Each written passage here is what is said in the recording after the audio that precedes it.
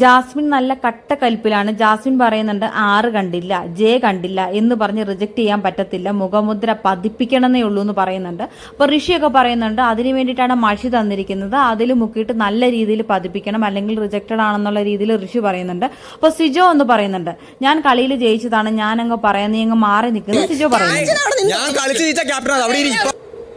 ഋഷി പറയുന്നുണ്ട് ഇതിൽ കളിക്കുമ്പോൾ ഇങ്ങനത്തെ തേങ്ങയൊക്കെ അറിയണം, മര്യാദയ്ക്ക് മഷി കുത്തി അടിക്കണം എന്നൊക്കെ ജാസ്മിനോട് പറയുന്നുണ്ട്. അപ്പൊ ജാസ്മിൻ വീണ്ടും പറയുന്നുണ്ട് സീൽ മുദ്ര വെക്കണം എന്നേ ഉള്ളൂ എന്ന് പറയുന്നുണ്ട്.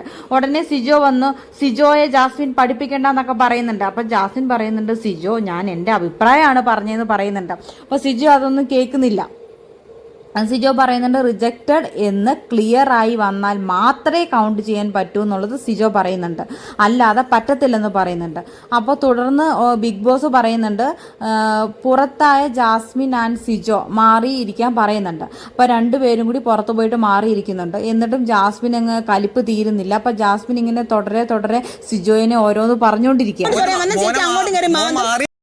ജാസ്മിൻ സിജോയിനോട് പറയുന്നുണ്ട് നീ ഇങ്ങനെ വളച്ചൊടിക്കുന്ന കരുതിയില്ല എന്ന്. സിജോ അതേ നാണയത്തിൽ തന്നെ തിരിച്ചു പറയുന്നുണ്ട് നിന്നെ ഞാൻ വളച്ചിട്ട് ഒടിച്ചിട്ടില്ല ജാസ്മിനെ, നേരെ തന്നെ ഒടിച്ചിട്ടുള്ളൂ എന്ന് പറയുന്നുണ്ട്. അപ്പൊ ജാസ്മിൻ പറയുന്നുണ്ട് ഞാൻ ഇവിടെ ഇരിക്കുന്നുണ്ടെങ്കിൽ എന്റെ തൊട്ടപ്പുറത്ത് നീ ഇരിക്കുന്നുണ്ടല്ലോ, എനിക്കത് മതി എന്ന് പറയുന്നുണ്ട്.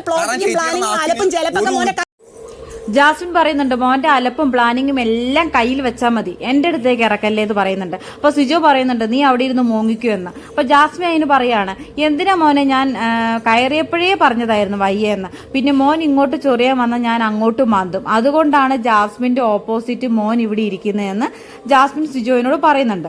വീണ്ടും ജാസ്മിൻ പറയുന്നുണ്ട് മോൻ മാസായിരിക്കും, എന്നാൽ നാട്ടുകാരുടെ എല്ലാം കണ്ടിൽ മാസാണെന്ന് വിചാരിക്കല്ലേ എന്ന് ജാസ്മിൻ പറയുന്നുണ്ട്. അപ്പൊ സിജോ തിരിച്ചു പറയുന്നുണ്ട് ജാസ്മിനെ പോലെ വിരളി പിടിച്ച ഐറ്റത്തിന്റെ മുന്നിൽ മാസ് കാണിക്കാൻ താല്പര്യമില്ല എന്ന് സിജോ പറയുന്നുണ്ട്. അപ്പോൾ വീണ്ടും ജാസ്മിൻ പറയുന്നുണ്ട് നീ ഹെഡോ ജനങ്ങളുടെ പ്രതിനിധി ഒന്നുമല്ല, മോൻ എല്ലാവരെയും പോലെ ഇവിടെ കളിക്കാൻ വന്നേ, അതുകൊണ്ട് വലിയ ഡയലോഗ് ഒന്നും എന്നോട് ഇറക്കണ്ട എന്ന് ജാസ്മിൻ പറയുന്നുണ്ട്. എന്താണെങ്കിലും സിജോയും ജാസ്മിനും അങ്ങോട്ടും ഇങ്ങോട്ടും നല്ല രീതിയിൽ വാക്പയറ്റ് നടന്നിട്ടുണ്ട്. ജാസ്മിന്റെ എല്ലാ ഫ്രസ്ട്രേഷനും ജാസ്മിൻ പറഞ്ഞു തീർത്തിട്ടുണ്ട്, അതേപോലെ സിജോയും പറഞ്ഞു തീർത്തിട്ടുണ്ട്. ഇപ്പോൾ രണ്ടുപേരുടെ ഭാഗത്ത് നമുക്ക് തെറ്റൊന്നും പറയാനില്ല. അപ്പോൾ ഇനി മുന്നോട്ട് ഒരുപാട് ഗെയിമുകൾ ബിഗ് ബോസ് കൊടുക്കുന്നുണ്ട്. അപ്പോൾ അതിലൊക്കെ എങ്ങനെയാണ് പെർഫോമൻസ് ലെവൽ നമുക്ക് നോക്കാം.